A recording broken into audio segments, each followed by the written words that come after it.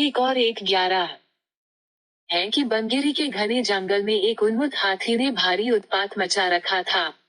वो अपनी ताकत के नशे में चूर होने के कारण किसी को कुछ नहीं समझता था।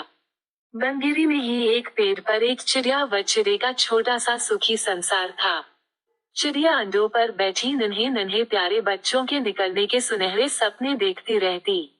एक दिन क्रूर हाथी गरजता चिंघाड़ता पैरों को तोड़ता मरोड़ता उसी ओर आया। देखते ही देखते उसने चिड़िया के घोंसले वाला पेड़ भी तोड़ डाला। घोंसला नीचे आ गिरा, अंडे टूट गए और ऊपर से हाथी का पैर उस पर पड़ा। चिड़िया और चिड़ा चीखने चिल्लाने के सिवा और कुछ न कर सके। हाथी के जाने के बाद चिड़िया छाती पीट पीट कर रोने लगी। तभी वहां कठफोड़वी आई। वह चिड़िया की अच्छी मित्र थी। कठफोड़वी ने उनके रोने का कारण पूछा तो चिड़िया ने अपनी सारी कहानी कह डाली। कठफोड़वी बोली, इस प्रकार गम में डूबे रहने से कुछ नहीं होगा।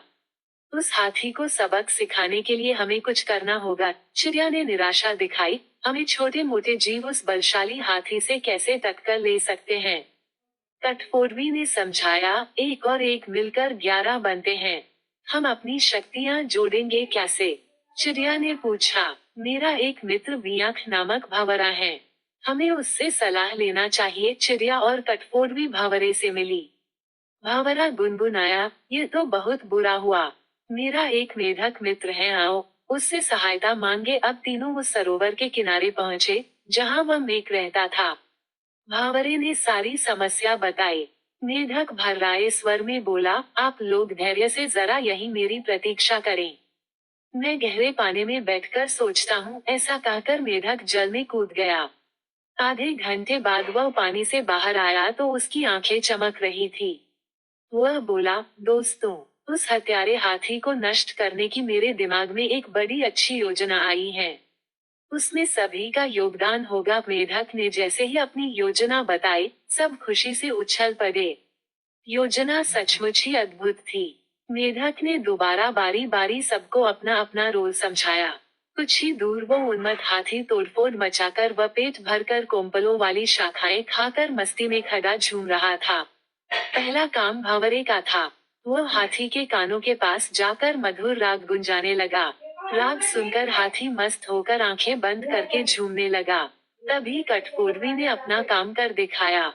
वह आई और अपनी सुई जैसी नुकीली चोंच से उसने तेजी से हाथी की दोनों आंखें बींध डाली। हाथी की आंखें फूट गईं। वह तड़पता हुआ अंधा होकर इधर उधर भागने लगा। जैसे जैसे समय बीतता जा रहा था, हाथी का क्रोध बढ़ता जा रहा था। आंखों से नजर न आने के कारण ठोकरों और टक्करों से शरीर जख्मी होता जा रहा था। जख्म उसे और चिल्लाने पर मजबूर कर रहे थे। चिड़िया कृतज्ञ स्वर में मेघ से बोली, भैया, मैं आजीवन तुम्हारी आभारी रहूंगी। तुमने मेरी इतनी सहायता कर दी। मेघ ने कहा, आभार मानने की जरूरत नहीं। मित्र ही मित्रों के काम आते हैं। एक तो आंखों में जलन और ऊपर से चिल्लाते चिंघाड़ते हाथी का गला सूख गया। उसे तेज प्यास लगने लगी। अब उसे एक ही चीज की तलाश थी, पानी। मेघ ने अपने बहुत से बंधु बांधवों को इकट्ठा किया और उन्हें ले जाकर दूर बहुत बड़े गड्ढे के किनारे बैठकर चराने के लिए कहा। सारे मेघ चराने लगे। मेघ की चर्राहट सुनकर हाथी के कान खड़े हो गए। वो यह जानता था कि मेघ जल स्रोत के निकट ही वास करते हैं। वो उसी दिशा में चल पड़ा। चर्राहट और तेज होती जा रही थी। प्यासा हाथी और तेज भागने लगा।